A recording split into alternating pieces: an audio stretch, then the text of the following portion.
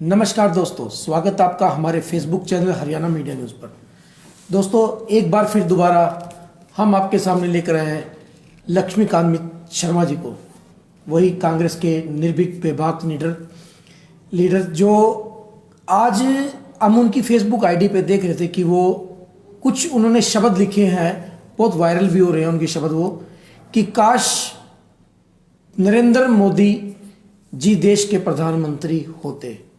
तो हमें ये बात हजम नहीं हुई और हमने अपने लक्ष्मीकांत शर्मा जी को याद किया कि सर स्टूडियो में आए और अपना प्रकाश डालें इस बात के ऊपर कि आपने ये शब्द क्यों लिखे कि काश नरेंद्र मोदी प्रधानमंत्री होते, जो कि हम लोग तो क्या, आप सब क्या, पूरा देश ये जानता है कि इस वक्त हमारे देश के प्रधानमंत्री माननीय नरेंद्र मोदी जी ही हैं।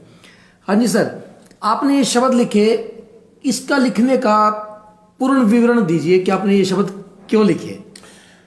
देखिए सुमित भाई, सबसे पहले तो आपको नमस्कार करता हूँ, आपके चैनल को धन्यवाद भी करता हूँ कि आप मुझे बुलाते रहते हो और बात मेरी सुनते रहते हो। मेरी बात क्या, मेरी बात जनता से जुड़ी बात होती है।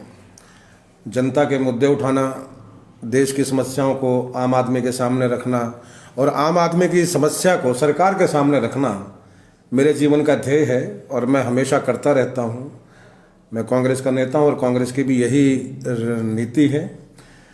आपने जिस आर्टिकल का जिक्र किया है कि काश आज नरेंद्र मोदी जी देश के प्रधानमंत्री होते, मेरा ये आर्टिकल काफ़ी टाइम पहले मैंने लिखा था और ये 4 एपिसोड के अंदर फेसबुक पर डाला गया है।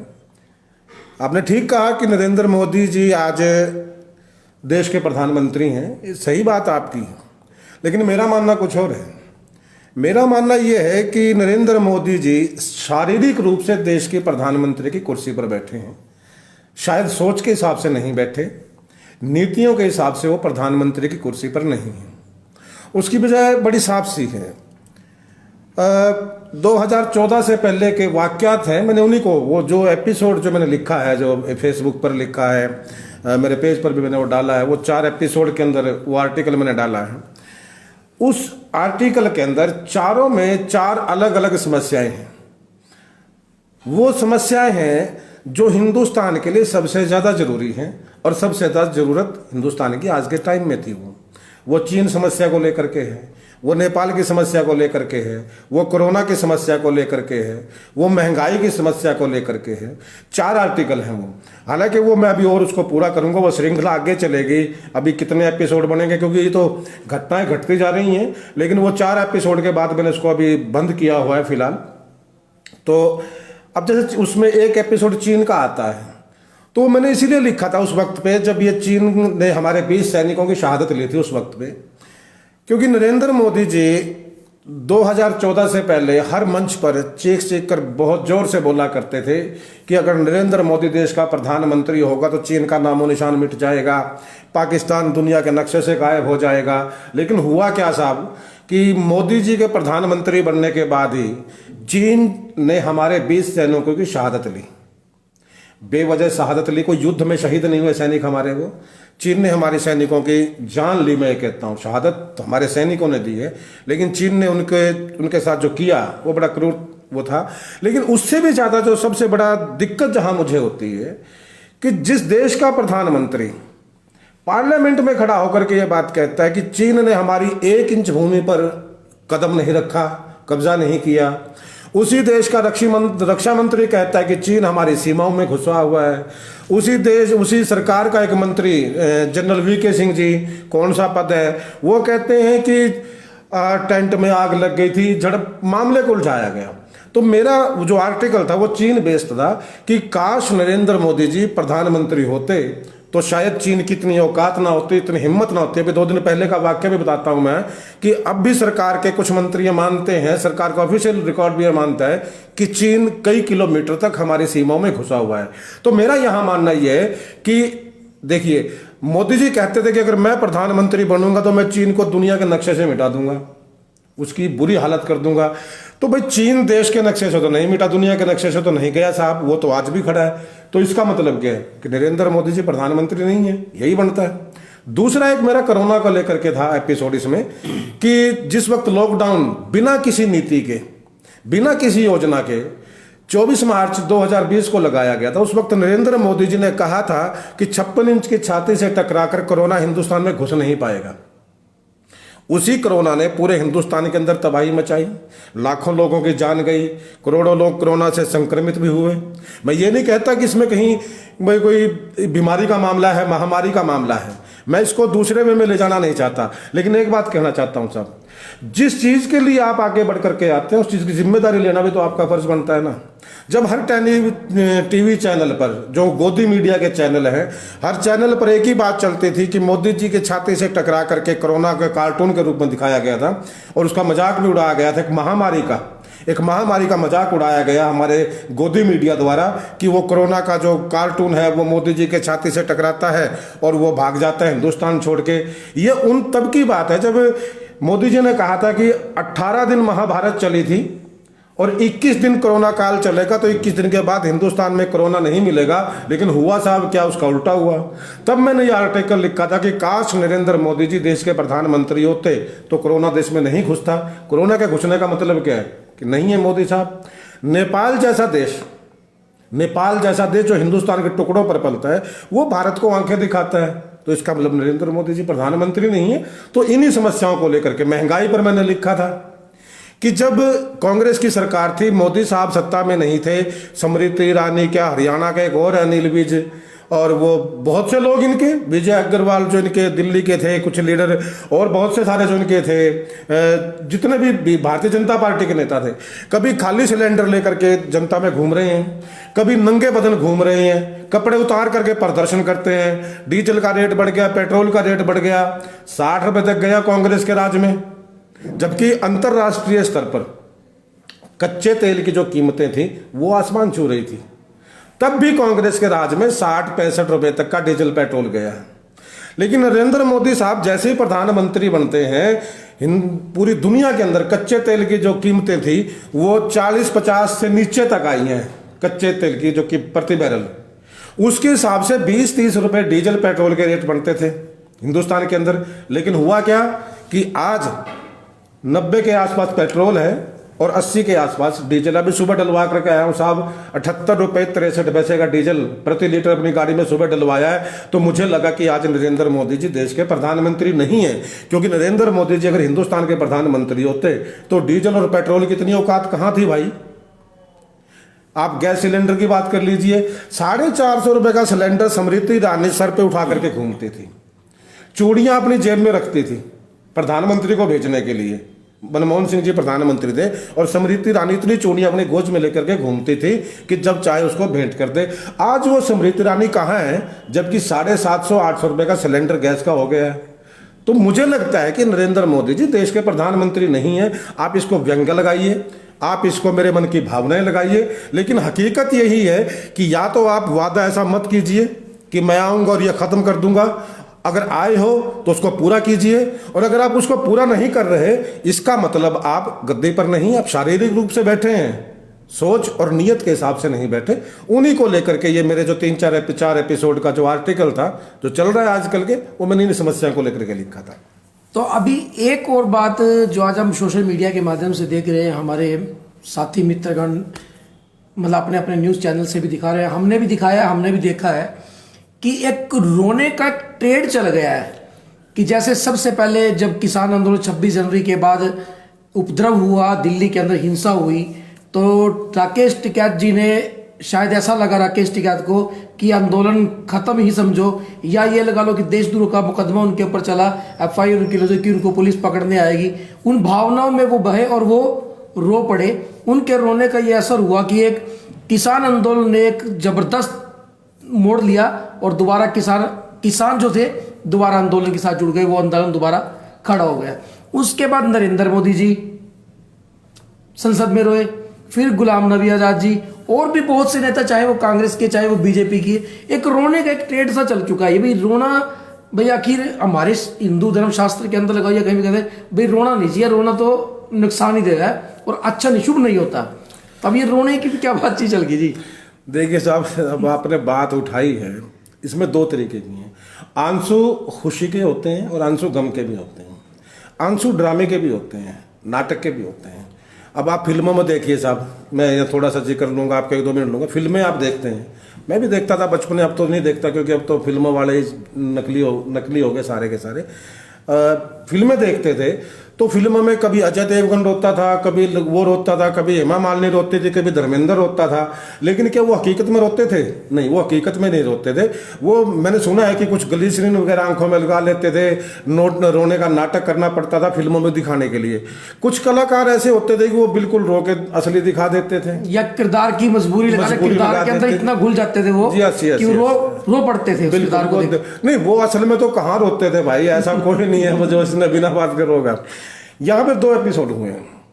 आपने जिक्र किया राकेश टिकैत जी का, और राकेश टिकैत जी, मैंने उस दिन एक ट्वीट किया था उस टाइम पे। कुछ लोगों ने, जब राकेश टिकैत की आंखों में आंसू आए, वो टीवी पर दृश्य में देख रहा था, क्योंकि मैं किसान आंदोलन के साथ शुरू से जुड़ा, पहले दिन से जुड़ा हुआ हूँ। इस पर लिखता भी रहा हूँ और इस पर बोलता भी रहा हूँ। आपके यहाँ भी मैंने कई बार इस मामले पर बात की है। किसान आंदोलन जिस रोज से चला है, ना वो हंसी का कारण है, ना वो हंसी का पात्र है। किसान आंदोलन इस देश की आर्थिक आज़ादी को लेकर के चला है। राकेश टिकैत जी जिस दिन रोए हैं, जिस वक्त रोए हैं, उस वक्त कुछ लोगों ने उनका मजाक उड़ाया था, चुटकुले भी बनाए थे। मैंने फेसबुक और व्हाट्सएप पर लोगों को मना भी किया है, लोगों से प्रार्थना भी की कि राकेश टिकैत के आंसुओं का मजाक मत उड़ाइए, क्योंकि वो आंसू नकली नहीं थे। हालांकि जी न्यूज एक चैनल है, 1-2 चैनल और हैं जो गोदी मीडिया के, उन लोगों ने राकेश टिकैत के आंसुओं को नाटक बताया था। और मैं बता दूं कि उस वक्त तक ना तो मोदी जी रोए थे, ना गुलाम नबी साहब रोए थे, राकेश टिकैत रोए थे। लेकिन राकेश टिकैत रोया इसलिए नहीं था कि उसने कुछ करना था। देखिए, बड़ी स्वाभाविक सी बात है, अगर आप लोग 10 साथी काम इकट्ठा करते हो और आपको किसी काम से अलग किया जा रहा है, आपको कोई मुकदमा आपके ऊपर लगाया जाता है, आपके जो 10 साथी हैं, 9 साथी आपके साथ और काम कर रहे हैं, आपको उनकी चिंता होगी कि नहीं होगी? राकेश टिकैत ने जब ये देखा कि 26 जनवरी के एपिसोड को पूरी, क्योंकि वो एक माहौल ऐसा बन गया था देश के अंदर। हालांकि उस वक्त भी मैंने अपने एक इंटरव्यू में कहा था कि पूरे देश के लोगों को 2 दिन रुकना चाहिए, देखना चाहिए, यह भारतीय जनता पार्टी के लोगों की नौटंकी निकलेगी। लेकिन हकीकत यह है कि धक्का मुझे भी लगा था जो लाल किले का एपिसोड हुआ था। पूरा देश एकदम से खड़ा हो गया था। शायद किसानों ने कुछ बहुत बड़ा कांड कर दिया, जबकि मैं तब भी कह रहा था कि किसान कभी भी देश का बुरा नहीं कर सकता, किसान देश से गद्दारी नहीं कर सकता, किसान कोई ऐसा काम नहीं कर सकता जिसके देश से माथे पर कलंक का टीका लगे। यह भारतीय जनता पार्टी की षड्यंत्र था, चाल थी उन लोगों की किसान आंदोलन को खत्म करने के लिए। जब ये मामला हुआ और जब लोगों के अंदर एकदम से ये भावना गई, हमारे अंदर भी एक पल के लिए आई थी कि यार ये तो बहुत बुरा कांड हो गया, तो राकेश टिकैत ने उस वक्त ये महसूस किया था। पुलिस उनको गिरफ्तार करने के लिए गई थी, वो गिरफ्तारी देने को तैयार थे। ये नहीं कि वो कोई नाटक कर रहे थे, कुछ नहीं दे रहे। और अकेला राकेश टिकैत नहीं, किसान आंदोलन के संयुक्त मोर्चे का हर एक नेता, हर एक साथी गिरफ्तारी देने को तैयार था। जिन लोगों के ऊपर मुकदमे दर्ज किए गए थे, छोटे मुकदमे, देशद्रोही के मुकदमे दर्ज कर दिए साहब, लेकिन वो लोग गिरफ्तारी देने को तैयार थे। लेकिन होता क्या साहब कि भारतीय जनता पार्टी का एक विधायक उत्तर प्रदेश का अपने 150-200 गुंडों को लेकर के राकेश टिकैत के गाजीपुर बॉर्डर पर पहुंच जाता है। जब यह खबर लगती है, राकेश टिकैत को महसूस होता है, और मैं भी अगर वहां पर हूंगा, आप भी अगर आप वहां पर मौजूद रहोगे, आपको भी लगेगा यार मैं तो चला जाऊंगा, लेकिन ये जो गुंडा लोग हैं जिन्होंने देश के गृह मंत्री को चिट्ठी लिखी कि इन लोगों को तो उड़ा देना चाहिए, तो वो पीछे जो लोग बचे हैं आंदोलन में, उनके साथ क्या करेंगे, उस बात को लेकर के राकेश टिकैत की आंखों में आंसू आए थे। वो राकेश टिकैत फूट फूट कर मोदी जी की तरह नहीं रोए थे, राकेश टिकैत की आंखों में आंसू आए थे। और स्वाभाविक है, अगर मैं इंसान हूं, मुझ में इंसानियत बाकी है, तो अपने साथियों का हश्र सोचकर मेरी आंखों में भी आंसू आएंगे भाई। तो राकेश टिकैत के आंसू कहीं नकली नहीं थे, कोई ड्रामा नहीं था, वो स्वाभाविक रूप से अगले हालात को देखते हुए कि मैं अगर गिरफ्तार हो जाता हूं तो मेरे साथियों को, ये लोग भारतीय जनता पार्टी के लोग हैं या सरकार के लोग हैं या पुलिस है या प्रशासन है, कि मेरे साथियों के साथ क्या सलूक करेगा, उस हादसे को याद करके वो राकेश टिकैत के ही नहीं, वो मेरी आंखों में भी आंसू आए थे। मैंने उस वक्त एक ट्वीट किया था और एफबी पे भी एक ब्लॉग मैंने उस वक्त लिखा था कि जो लोग राकेश टिकैत के आंसुओं को देखकर हंस रहे हैं, वो इतना याद रख लें कि गाजीपुर बॉर्डर पर राकेश टिकैत नहीं रो रहा, हिंदुस्तान का भविष्य रो रहा है और आपके बच्चों का भविष्य रो रहा है। मैंने उस वक्त ये ब्लॉग लिखा था और ये बिल्कुल सत्य है। वो राकेश टिकैत के आंसू नहीं थे, वो भारत के भविष्य के आंसू थे जो उस वक्त पूरे देश की नजरों में आए थे। लेकिन उसके बाद क्या हुआ, आंदोलन सिर्फ आंसू की वजह से उठा ऐसा भी नहीं है। लोगों ने इस बात को समझा कि 26 जनवरी के दिन लाल किले पर जो हुआ है उसमें किसान को बदनाम करके आंदोलन को खत्म करने की साजिश रची गई। और जो 26 जनवरी को लोग ट्रैक्टर रैली के लिए वहां पर गए थे, वो सिर्फ 26 जनवरी के लिए गए थे। वो 26 जनवरी की परेड के बाद उनको वैसे भी वापस आना था, वैसे भी वापस आना था, वो लोग वापस आ गए थे। उनको लेकर के एक बवंडर खड़ा कर दिया गया, लोगों में एक मिसअंडरस्टैंडिंग बना दी गई सरकार द्वारा कि किसान तो भाग गए, किसान तो भागे। किसान नहीं भागे थे, वही लोग आए थे वापस जो वहां वापस आने के लिए ही गए थे। आंदोलन में जो लोग थे वो नहीं आए थे। लेकिन जब ये आम आदमी के अंदर ये भावना चलेगी, दो बातें देखिए साहब उस दिन गई हैं 26 जनवरी को।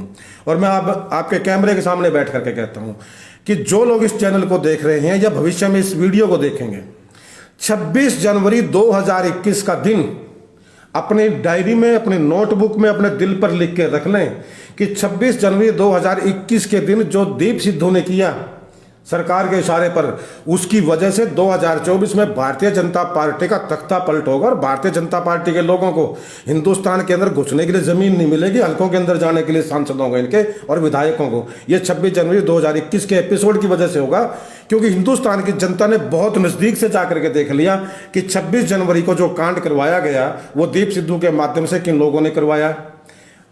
प्रत्यक्ष परोक्ष सरकार का उसमें हाथ था। किसान आंदोलन को खत्म करने की साजिश थी और किसान को बदनाम करके देशद्रोही साबित करने का प्रयास किया गया। लेकिन हिंदुस्तान की जनता जो बहुत जागरूक हो चुकी है, गोदी मीडिया के चश्मे से बाहर निकली है, सोशल मीडिया का आप जैसे भाइयों का बहुत बड़ा योगदान इसमें है कि हिंदुस्तान की जनता इस बात को जान चुकी है कि किसान को बदनाम करने के लिए, किसान को बर्बाद करने के लिए, किसान के आंदोलन को खत्म करने के लिए वो साजिश रची गई थी। उस वजह से ही टिकैत साहब की आंखों में आंसू आए थे। मोदी साहब ने सोचा, अब जो दूसरा एपिसोड आता है, यह पहला एपिसोड था इस आंसू का, दूसरे एपिसोड में मोदी साहब ने सोचा, बोला यार राकेश टिकैत की आंखों में आंसू आ गए और बोला रातों रात पूरे हिंदुस्तान की पब्लिक गाजीपुर बॉर्डर पे, चंदू बॉर्डर पे, टिकरी बॉर्डर पर पहुंच गई। अब मोदी साहब को कुछ और तो याद आया नहीं, ना कुछ पार्लियामेंट में ऐसा था। देखिए कितनी शर्मिंदगी की बात है। इससे ज्यादा शर्मिंदगी की बात मैं सरकार के लिए नहीं मानता कि 200 किसानों की मौत, 200 से ज्यादा किसानों की मौत दिल्ली के चारों तरफ के बॉर्डर पर हो चुकी है। ना तो किसी लाठीचार्ज में मरे हैं, ना उन्होंने कोई उत्पात मचाया कि उसमें मारे गए, ना पुलिस ने उनको कुछ किया भी वो उसमें मारे गए हैं।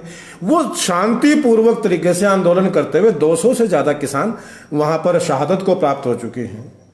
इस सरकार की मेहरबानी से 200 किसानों की शहादत पर जिस नरेंद्र मोदी की आंख में एक आंसू नहीं आता, 200 किसानों की शहादत पर जो एक ट्वीट नहीं कर सकता नरेंद्र मोदी, वो नरेंद्र मोदी सिर्फ रोता किस लिए है?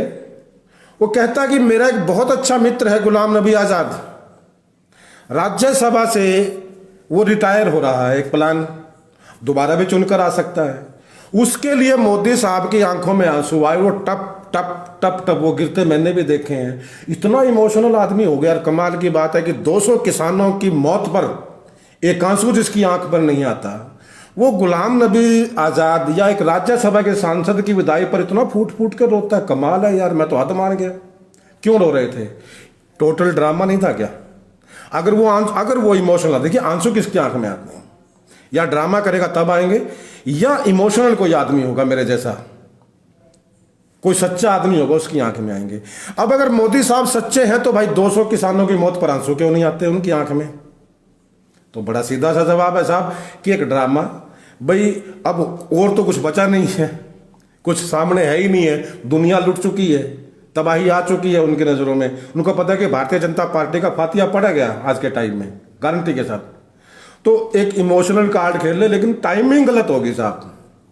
ये टाइमिंग बड़ी क्लास चीज होती है, टाइमिंग गलत होगी। अभी ये तो रोने वाली बात थी, ये तो चलो ड्रामा है नहीं था, ये तो एक ट्रेड बन गया कि वो भी रो लिया वो भी रो लिया, चलो जी अक्षर रोने से किसी को फायदा हो जाए, कुछ नहीं होने वाला। पर अभी जो किसानों के मुद्दे की जो बात थी उसमें एक तरफ सरकार टूटती भी नजर नहीं आ रही है और दूसरा उसी कड़ी के अंदर संसद के अंदर प्रधानमंत्री नरेंद्र मोदी जी किसानों के आंदोलन को बड़ा पवित्र आंदोलन बताते हैं और पवित्रता की अहम वो उनको एक अपील भी करते हैं कि वो इस आंदोलन को रद्द कर दे, बंद कर दे और बातचीत से इसका हल निकालने की बात करी गई है कि वो इससे बातचीत का हल कर ले इस आंदोलन पर। बुजुर्ग वहां पर बैठे हैं वो अपने घर चले जाएं, बड़े काफी उम्र के लोग भी वहां पर आंदोलन में शामिल हैं, तो इस पे प्रकाश डालना। मैं नरेंद्र मोदी साहब जो देश के प्रधानमंत्री हैं शारीरिक रूप से तो है, कोई दिक्कत नहीं, सोच और नीयत से हो ना हो एक अलग मामला है, लेकिन शारीरिक रूप से वो प्रधानमंत्री की चेयर को होल्ड करते हैं और मैं उनका सम्मान करता हूं। मैं उस कुर्सी का सम्मान करता हूं, उस पद का सम्मान करता हूं। संवैधानिक पीठ है वो, हिंदुस्तान में सबसे बड़ी पीठ है, तो मैं उसका सम्मान करते हुए आदरणीय मोदी जी को सम्मान पूर्वक संबोधित करते हुए आपके माध्यम से 2-4 बातें पूछना चाहूँगा। आदरणीय मोदी जी, आप किसान आंदोलन को बहुत पवित्र मानते हो। आपने पार्लियामेंट में बयान दिया कि किसान आंदोलन बहुत पवित्र है। किसान आंदोलन बहुत पवित्र है, बहुत ज़्यादा पवित्र है। क्या इसीलिए किसानों पर लाठीचार्ज करवाया जाता है? क्योंकि पवित्र है। किसान आंदोलन बिल्कुल पवित्र है। क्या इसीलिए पानी की ठंड के अंदर पानी की बौछारें किसानों पर की जाती हैं? किसान आंदोलन बहुत ज़्यादा पवित्र है। क्या इसीलिए दिल्ली के चारों तरफ ऐसी बैरिकेडिंग की जाती है, 3-3, 4-4, 5-5, 6-6 लेयर की बैरिकेडिंग, कि वहां पर जैसे कोई दूसरे देश की लोगों ने हमला कर दिया हो, दूसरे देश की सेना ने हमला कर दिया हो? वो आंदोलन पवित्र है। इसीलिए क्या मतलब वो इस चीज़ को करना चाहते हैं कि आंदोलन बहुत पवित्र है साहब, इसीलिए अब दिल्ली में इनको घुसने मत दो। किसान आंदोलन बहुत ज़्यादा पवित्र है मोदी जी की नज़रों में, तो क्या इसीलिए 6-6 फुट के गड्ढे दिल्ली के चारों तरफ सड़कों पर खोद दिए जाते हैं?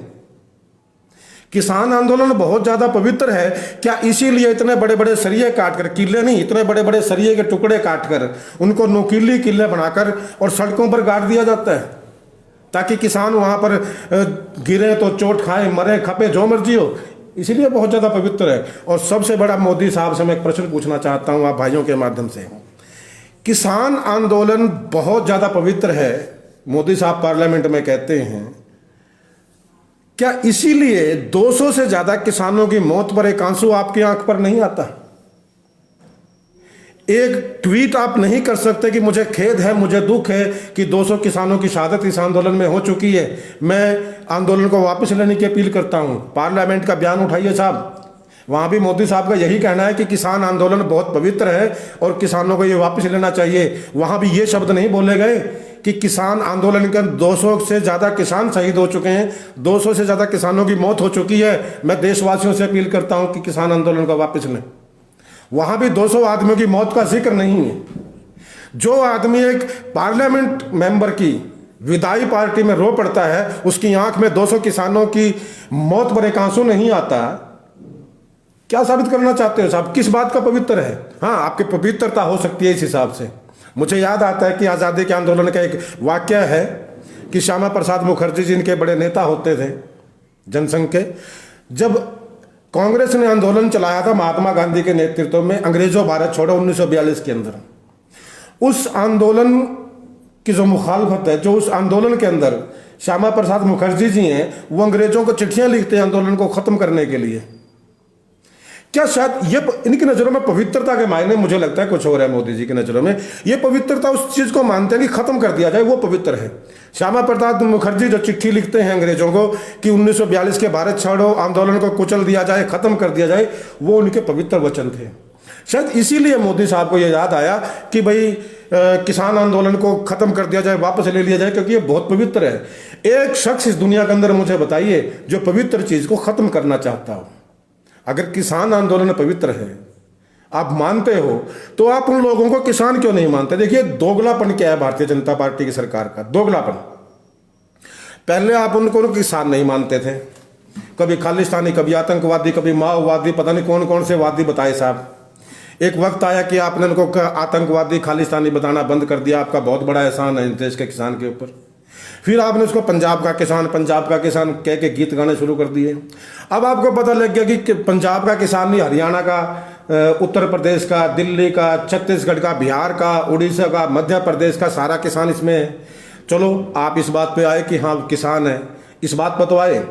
अगर आप उस संयुक्त मोर्चा के जो 40 घटक हैं, अगर आप उनको किसान मानते हो, अब उसको किसान आंदोलन मानते हो, जो अब पार्लियामेंट के अंदर विधिवत रूप से मोदी जी ने माना है। आज से पहले नरेंद्र मोदी जी ने 2 महीने से ज्यादा का समय हो गया, 70-75 दिन आंदोलन को निकल गए, मोदी जी ने कभी इसको किसान का आंदोलन नहीं माना। लेकिन अगर 2 दिन पहले पार्लियामेंट के अंदर इस बात को माना है कि ये किसानों का आंदोलन है, मैं बिल्कुल यहाँ पर आपके चैनल के माध्यम से इस देश की जनता को बताना चाहता हूँ कि इस बात को कोट कीजिए साहब कि नरेंद्र मोदी ने पार्लियामेंट के अंदर 2 दिन पहले ये माना है कि दिल्ली के बॉर्डर पर किसान बैठे हैं और दिल्ली में जो आंदोलन है वो किसानों का आंदोलन है। ये पूरा हिंदुस्तान याद रखे इस बात को, और साथ में ये भी याद रखे कि नरेंद्र मोदी साहब अगर ये आंदोलन किसानों का है, आप इसको किसान का आंदोलन मान चुके हो, चलो आपने 75 दिन के बाद माना है, 75 दिन के बाद अगर नरेंद्र मोदी ने इस आंदोलन को किसान का आंदोलन माना है तो किसान की बात भी माननी चाहिए। और जो किसान मांग करता है इस आंदोलन के लिए कि तीनों काले कानून खत्म कर दिए जाएं, अगर आप उसको किसान मानते हो तो किसानों की मांग मानते हुए तीनों बिल वापस लिए जाएं, किसान तो चुपचाप अपने घर चला जाएगा। लेकिन मोदी साहब तो आज भी ज्यों के त्यों खड़े हैं, बोला बिल तो वापस नहीं लूंगा। यार ये कैसी जिद है आपकी। कल राहुल जी ने बड़ा अच्छा कहा है, बहुत अच्छी बात की है कि ये सरकार है ही नहीं है, सरकार ना मोदी है ना कुछ है। सरकार क्या है कि हम दो हमारे दो, हम दो कौन कौन, मैं और मेरा अमित शाह, हम दो हैं। और हमारे दो कौन कौन से है, वो डबल ए, अंबानी और अडानी। देखिए तो बड़ी सीधी सी बात है, और मैं दर्शकों से निवेदन करूंगा कि इस बात को अगर आप किसान के साथ हैं, किसान की आवाज बढ़ना चाहते हैं, इस मेरी बात को जो मैं ये लाइन बोलने जा रहा हूं आप सोशल मीडिया में शेयर कर दीजिए, आप अपनी फेसबुक पर लिखिए, ट्वीट पर लिखिए, अपने व्हाट्सएप पर लिखिए कि नरेंद्र मोदी जी अगर उनको किसान मान चुके हैं और किसान ये चाहता है कि तीनों बिल वापस लिए जाएं, तो नरेंद्र मोदी साहब में और भारतीय जनता पार्टी की सरकार में अगर जरा सी नैतिकता है, जरा सी हया और शर्म बाकी है, तो तीनों बिल तुरंत प्रभाव से वापस लिए जाने चाहिए। जब आपने उनको किसान मान लिया है तो किसानों की मांग भी माननी जानी चाहिए। ये मेरा आपका कहना है यहाँ पे।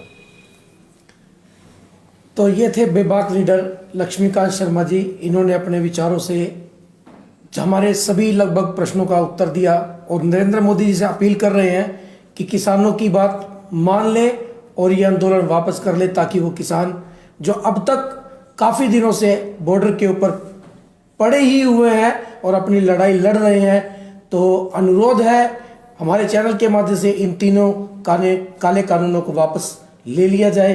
धन्यवाद सर। धन्यवाद भाई।